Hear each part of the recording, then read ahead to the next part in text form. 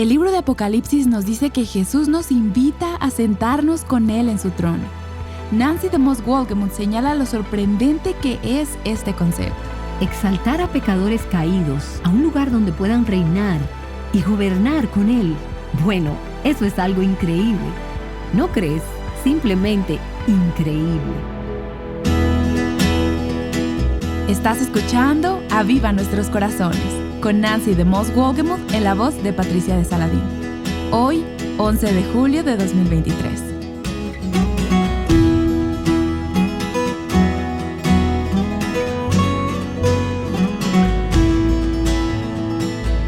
La Biblia dice que los creyentes reinarán con Cristo. ¿Pero qué significa eso exactamente? Bueno, Nancy te dará una idea clara de este asombroso concepto el día de hoy.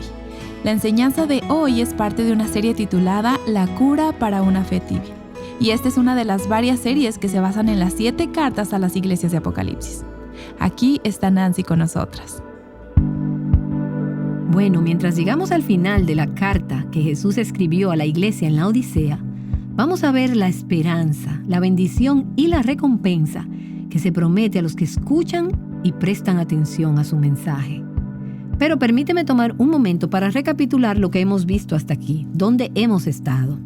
Si has estado con nosotros en esta serie, debes recordar que la iglesia en la Odisea, de las 7 iglesias, era la que estaba en la condición más crítica, más deplorable. Jesús le dijo: eres un desventurado, miserable, pobre, ciego y desnudo. Aquí tenemos una iglesia que estaba autoengañada, engreída y orgullosa de ella misma. Pero vamos a ir atrás y déjame leer a través de lo que hemos visto hasta ahora para que lleguemos donde estamos en el día de hoy. Recuerda que el que está hablando dijo: yo soy el Amén, el testigo fiel y verdadero, el principio de la creación de Dios. Yo conozco tus obras. Él lo sabe. Ese es el mensaje que viene a través de todas estas cartas. Él lo sabe, Él lo conoce, Él sabe la verdad acerca de nosotros. No eres frío ni caliente. Ojalá fueses frío o caliente, pero por cuanto eres tibio y no frío ni caliente, te vomitaré de mi boca. Porque tú dices: yo soy rico y me he enriquecido, y de ninguna cosa tengo necesidad. Ese es el lema de la persona tibia o de la iglesia tibia. No necesito nada, estoy bien como estoy. Y no te das cuenta de que eres literalmente una desventurada. Tú no eres una iglesia sin necesidades. Estás en una condición miserable, digna de compasión, pobre, ciega y desnuda. Así que Él le dice en el versículo 18: por tanto te aconsejo que de mí compres oro refinado por fuego, para que seas rico, y vestiduras blancas para vestirte, y que no se descubra la vergüenza de tu desnudez. Y unge tus ojos con colirio para que veas. Y habiéndoles dado esta instrucción, ahora les recuerda que todo esto es una expresión de su ¿qué? De su amor. A todos los que amo, los reprendo y castigo. Y entonces viene la exhortación. Él nos ama, nos reprende, nos disciplina. Entonces, ¿qué vamos a hacer? Por lo tanto, sé celoso, que se les caliente el corazón, y arrepiéntete. Vuélvete de tu tibieza. La tibieza no es una condición aceptable. Es un pecado del cual arrepentirse. Y entonces viene la invitación que vimos en la última sesión. He aquí yo estoy a la puerta y llamo. Si alguno oye mi voz y abre la puerta, entraré a él y cenaré con él y él conmigo. Así que aquí está esta promesa de restauración y comunión conmigo. Como creyente o como iglesia, quiero tener comunión contigo. Ahora bien, si el pasaje terminara ahí, eso sería bastante maravilloso. Esa es una gran promesa. Pero aún hay más. Hay más que Él ofrece. Y eso es lo que veremos hoy en el versículo 21. Y a medida que estudiamos esta promesa, creo que esta supera a todas las otras promesas que han estado en todas las otras cartas a las iglesias hasta el momento. En el versículo 21 tenemos lo que termina las cartas a las 7 iglesias. Al que venciere, le daré. Y luego hay una promesa. Y a esta iglesia Él le dice, al que venciere, le daré que se siente conmigo en mi trono, así como yo he vencido y me he sentado con mi Padre en su trono. El que tiene oído, oiga lo que el Espíritu dice a las iglesias. Ahora, yo no sé tú, pero creo que lo que dice el versículo 21 acerca del que venciere es asombroso. Aquí tenemos a una iglesia que Él ha amenazado con vomitarla de su boca. Perdón por hablar de esa manera, pero esa es la palabra que se utiliza en el pasaje. Él ha amenazado con escupirles fuera de su boca. Y entonces, ahora Él los invita al arrepentimiento y a abrirle la puerta a Él. Y en el versículo 20, Él ofrece estar en comunión y ofrecernos compañía y comer con nosotras y nosotras con Él. Y ahora en el versículo 21 le ofrece a estas mismas personas un asiento con Él en su trono. ¿Eso es sublime gracia o qué? De una condición deplorable a esta promesa asombrosa. Él no solo promete admitirlos si ellos abren la puerta, admitirlos como ciudadanos de segunda clase. No, sino que Él dice, yo voy a elevarte a una posición de reinar, gobernar y sentarte conmigo en mi trono. Yo le daré que se siente conmigo en mi trono. Ahora, quiero salirme un poco del tema aquí con algo que me llegó a la mente mientras estaba meditando en esa frase, que se siente conmigo. Hay un concepto a través del Nuevo Testamento que nos dice que para aquellos que estamos en Cristo, nuestras vidas, nuestro futuro, nuestro bienestar, están inseparablemente unidos a Cristo. Si estamos en Cristo, tenemos privilegios con Cristo que lees a través de toda la Escritura. Permíteme leerte varios versículos y escucha las diferentes cosas que dice que son verdad acerca de nosotras con Cristo. Si estamos unidas a Cristo, estas son cosas que son verdad para nosotras. Romanos capítulo 6, de los versículos 6 al 8. Sabiendo esto, que nuestro viejo hombre fue crucificado juntamente con Él, para que el cuerpo del pecado sea destruido, a fin de que no sirvamos más al pecado. Porque el que ha muerto ha sido justificado del pecado. Y si morimos con Cristo, creemos que también viviremos con Él. Colosenses capítulo 2, versículos 12 y 13. Sepultados con Él en el bautismo, en el cual fuisteis también resucitados con Él, mediante la fe en el poder de Dios que le levantó de los muertos. Y a vosotros, estando muertos en pecados y en la incircuncisión de vuestra carne, os dio vida juntamente con Él, perdonándoos todos los pecados. Colosenses capítulo 3, del 3 al 4. Porque habéis muerto, y vuestra vida está escondida con Cristo en Dios. Cuando Cristo, vuestra vida, se manifieste, entonces vosotros también seréis manifestados con Él en gloria. Efesios capítulo 2, versículos 5 y 6. Aun estando nosotros muertos en pecados, nos dio vida juntamente con Cristo. Por gracia sois salvos. Y juntamente con Él nos resucitó.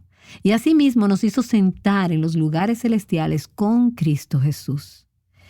¿Estás captando todos los con Él? ¿De cuántas maneras estamos unidas con Cristo si estamos en Él? Segunda Timoteo 2, versículos 11 y 12. Si hemos muerto con Él, también viviremos con Él. Si sufrimos, ¿qué sufrimos?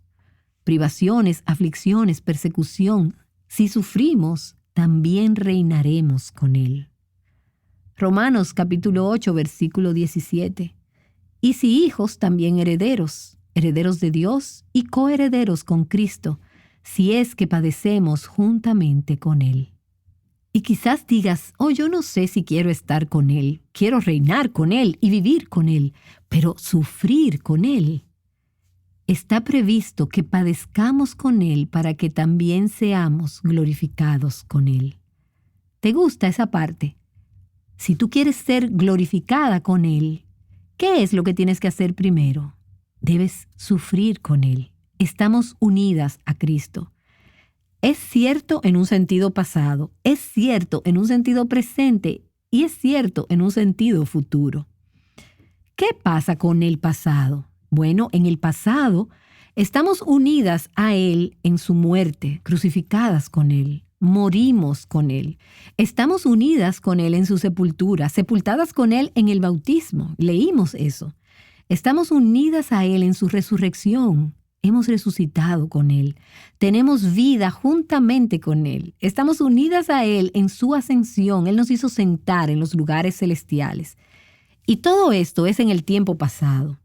Estamos unidas a Él en todas aquellas formas que nos han servido de apoyo en nuestras vidas hoy en día. Ahora, ¿qué pasa en el tiempo presente? Bueno, el tiempo presente que vimos en esos versículos es que ahora sufrimos con Él. Eso es lo que hacemos ahora. Y podemos hacer eso porque hemos sido unidas a Él en su muerte, en su sepultura y en su resurrección. Estamos sentadas con Él en los lugares celestiales para que podamos soportar aquí en la tierra lo que debemos sufrir con Él. Hemos sido invitadas, como hemos visto en Apocalipsis capítulo 3, a la comunión con Él. En medio de un mundo caído podemos disfrutar de la comunión y de la compañía de su presencia. Pero entonces también hay un sentido futuro en el que nuestra unión con Él tendrá implicaciones. Seremos glorificadas con Él. Vamos a manifestarnos con Él en gloria. Nos sentaremos con Él en su trono y reinaremos con Él para siempre. Y es por eso que esto es tan crucial. Tu esperanza de vida en el pasado, en el presente y en el futuro es estar unida a Cristo, estar en Cristo y no separarte de Cristo. Pero tu esperanza, tu vida en el futuro, tu gozo, todo gira en torno a tu unión con Cristo. Si estás en Cristo, tienes una casa futura que nada ni nadie te puede quitar. Pero vamos ahora a regresar a Apocalipsis capítulo 3. Y todo esto que hemos visto que tenemos en Cristo, en nuestra unión con Cristo, es lo que me da la gracia para levantarme por la mañana y seguir sembrando a través de días duros, difíciles, sabiendo que mi unión con Cristo tiene un cumplimiento futuro y que los resultados aún no se han visto. Y uno de ellos lo vemos en Apocalipsis capítulo 3, versículo 21. Al que venciere le daré que se siente conmigo en mi trono, así como yo he vencido y me he sentado con mi Padre en su trono. Y en la próxima sesión vamos a ver que este versículo, en el final del capítulo 3 de Apocalipsis, es en realidad un enlace para los capítulos 4 y 5, donde se introduce el Cordero. ¿Y dónde está Él? Él está sentado en el trono de su Padre. Y vamos a hablar de cómo el Cordero ha vencido y cómo podemos nosotras vencer o perseverar porque estamos en Cristo. Pero déjame hablar por un momento hoy sobre este punto del trono. El trono al que se hace referencia aquí en Apocalipsis capítulo 3. Al que venciere, le daré que se siente conmigo en mi trono, así como yo he vencido y me he sentado con mi Padre en su trono. En el Nuevo Testamento hay 61 referencias al trono o tronos. Ayer las conté, y de esas 61 referencias en el Nuevo Testamento, 47 están en el libro de Apocalipsis. Todas, menos 7, están en el libro de Apocalipsis y se refieren al trono de Dios o al trono de Cristo, por lo que 40 de esas referencias se refieren al trono de Dios. 20 de esas referencias en Apocalipsis se encuentran en los capítulos 4 y 5 solamente. He repasado en mi Biblia y he dibujado una pequeña silla al lado de cada referencia donde se menciona la palabra trono, al margen en mi Biblia, en Apocalipsis capítulos 4 y 5, y está por todos lados. Así que 1/3 de todas estas referencias a la palabra trono en el Nuevo Testamento se encuentra en 2 capítulos, Apocalipsis 4 y Apocalipsis 5. Y lo que estamos leyendo aquí hoy, en el capítulo 3, esta promesa de sentarse con Cristo en su trono, es lo que une con lo que vamos a leer en los capítulos 4 y 5 sobre su trono. Ahora bien, este pasaje en Apocalipsis, capítulo 3, versículo 21, plantea una pregunta que puede o no parecer importante para ti, pero fue interesante para mí, así que quiero compartir contigo un poco sobre mis hallazgos. Jesús dijo, al que venciere, le daré que se siente conmigo en mi trono, así como yo he vencido y me he sentado con mi Padre en su trono. Y esto plantea una pregunta. ¿Hay dos tronos diferentes? En realidad nunca había pensado en eso antes, hasta que empecé realmente a profundizar en este pasaje. Mi trono, el trono de Jesús y el trono de mi Padre. Una vez más, aquí los comentaristas no son muy útiles porque se dividen justo a la mitad en cuanto a cómo responder a esta pregunta y lo que piensan al respecto. Hay unos que dicen que hay dos tronos, y así es como explican su punto de vista, y creo que es posible, ciertamente. El Padre tiene un trono, y Él habla sobre el trono de mi Padre. Ese trono, el trono de Dios, está en el cielo, y es una imagen del gobierno soberano de Dios sobre el universo.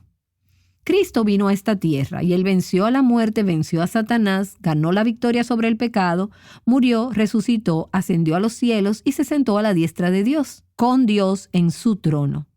Jesús se ha sentado con Dios en ese trono desde entonces. ¿Y qué está haciendo Él allí? Él está intercediendo por nosotros. Ese trono en el cielo, el trono de Dios, está reservado para Dios el Padre. No podemos sentarnos allí.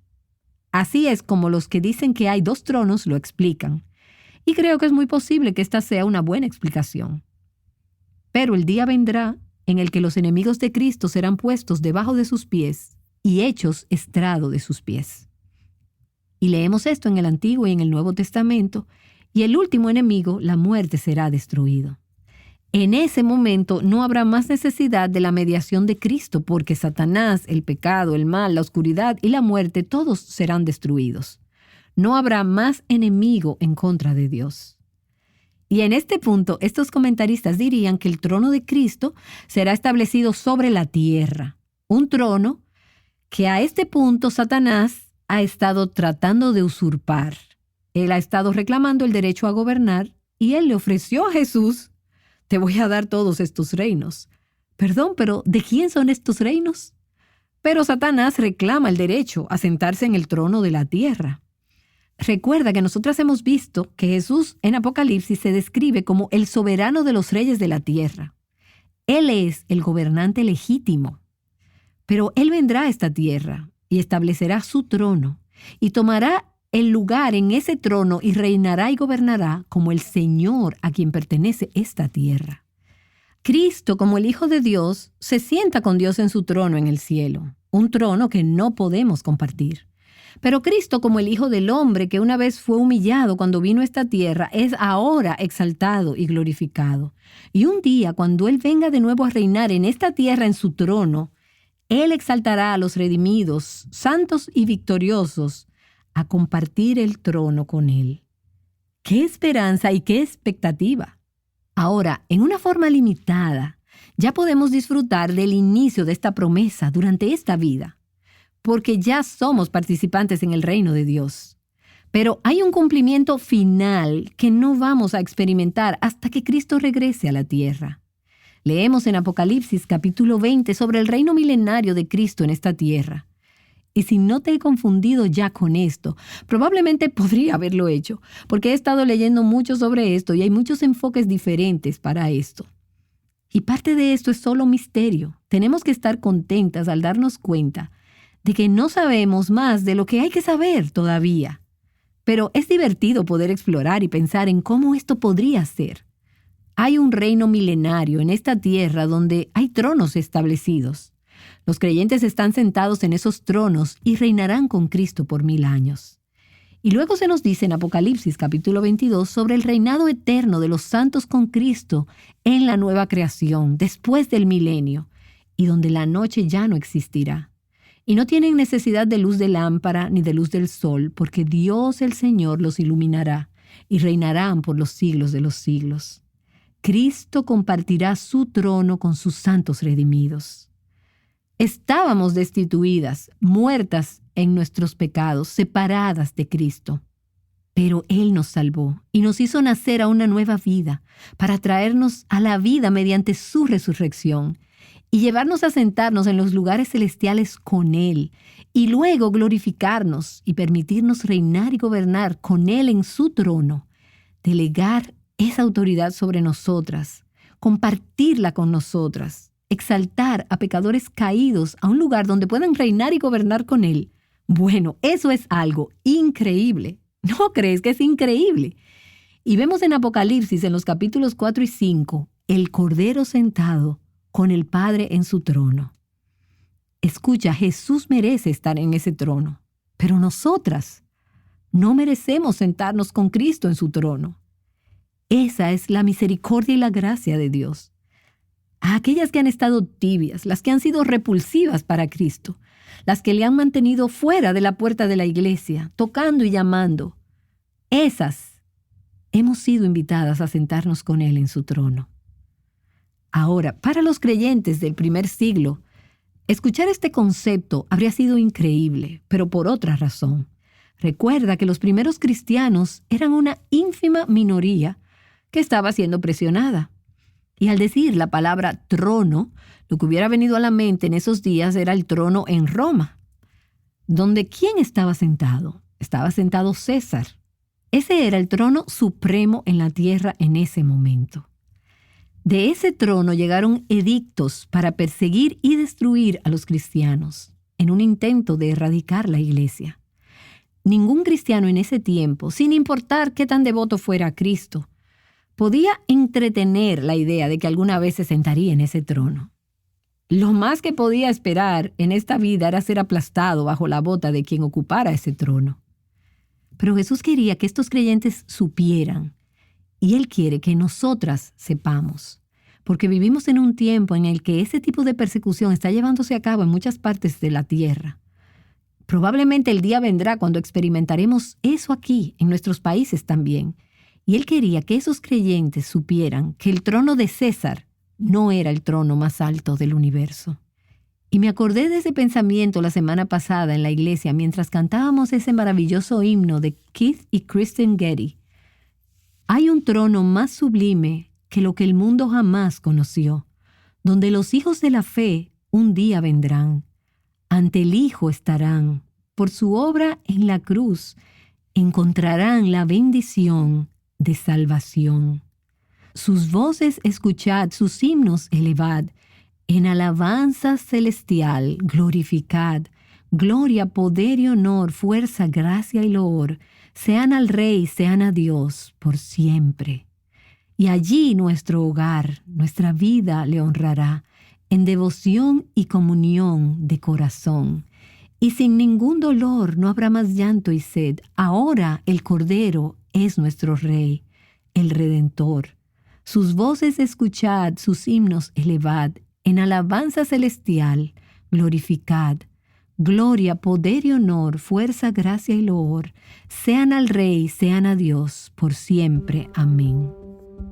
Así que cuando tú escuches las noticias y te enteres de las leyes que se aprobaron y las decisiones judiciales que se dictan, que exaltan la maldad y la oposición, recuerda esto: hay un trono más sublime.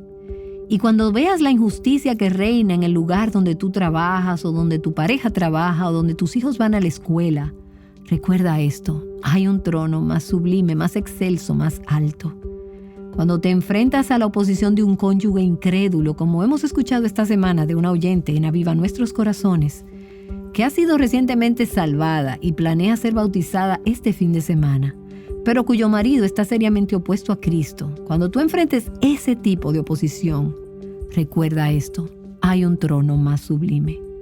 Y un día, si tú has sido fiel, y solo podemos ser fiel porque Él es fiel, tú te sentarás en ese trono con Cristo y reinarás con Él para siempre. Amén.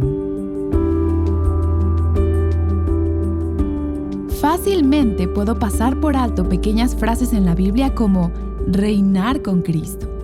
Nancy de Moss Wolgemuth nos ha estado ayudando a entender lo que significa sentarse con Jesús en su trono y nos ha estado mostrando lo increíble que es la misericordia. Experimentamos una sensación de asombro cuando Dios usa Aviva Nuestros Corazones para traer a las mujeres al reino de Dios. Nancy está aquí para contarte una historia al respecto. Una historia el año pasado fue especialmente significativa para mí. Mientras veía cómo se desarrollaba, una mujer comentó algo en nuestro blog de Mujer Verdadera. algo que dio lugar a un diálogo entre ella y alguien de nuestro equipo. Descubrimos que esta mujer era la esposa de un diplomático en un país extranjero. Y en el transcurso de varios intercambios, esta mujer llegó a la fe en Cristo. Ahora ella está guiando a sus hijos a Cristo y está compartiendo su fe activamente dentro de la comunidad diplomática.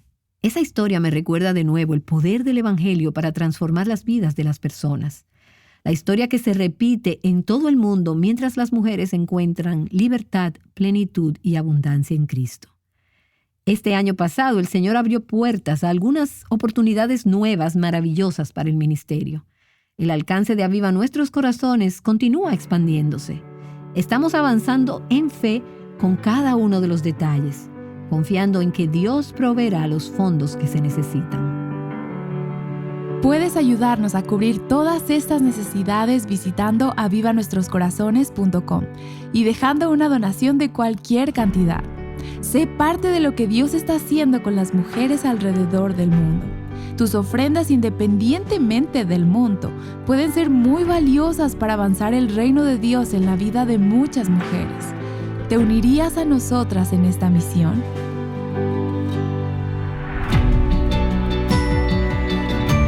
Y bien, ¿qué tiene que ver la marca Nike con el libro de Apocalipsis? Descúbrelo mañana, cuando Nancy continúe esta serie acerca de la iglesia en la Odisea.